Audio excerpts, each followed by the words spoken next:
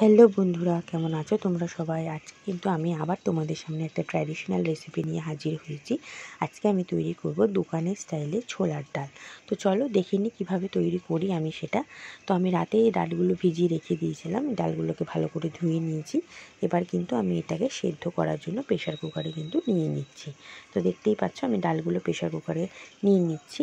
এবার প্রেশার কুকারে নিয়ে ডালগুলোকে তাতে একটু সামান্য পরিমাণ জল দেব, যেরকম পরিমাণ ডালের ঘনত্ব যেরকম লাগবে। কেউ অনেকে পাতলা খেতে পছন্দ করে, অনেকে একটু ঘন খেতে পছন্দ করে, যেমন আমার হাজব্যান্ড একটু ঘন খেতে পছন্দ করে।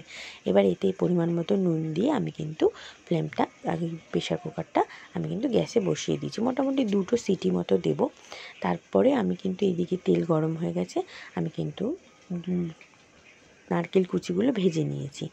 এরপর আমি ফোড়নে অ্যাড করছি গোটা জিরে, তেজপাতা আর শুকনো লঙ্কা, আর সামান্য হিং দিচ্ছি। হিং দিলে কিন্তু এটার গন্ধটাও কিন্তু দারুণ হয় রান্নার, প্লাস টেস্টটাও কিন্তু দারুণ লাগে।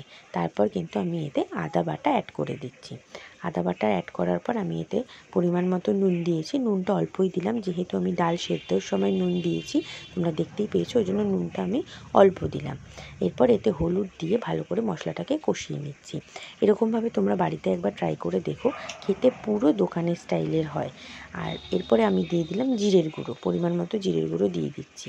তোমরা কিন্তু রেসিপিটা অবশ্যই বাড়িতে ট্রাই করে দেখো, বেশিক্ষণ সময়ও লাগে না, প্লাস এটা কিন্তু রাতের ডিনারে বা সকালের ব্রেকফাস্টে বলো, লুচি, পরোটা, রুটির সাথে খেতে কিন্তু দারুণ লাগে।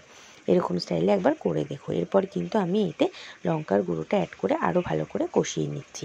প্রথমেই তোমাদের বলেছি আমাদের বাড়িতে ঝাল খুব বেশি একটা খাওয়া হয় না, ওই জন্য সামান্য পরিমাণ লঙ্কার গুঁড়োই অ্যাড করেছি।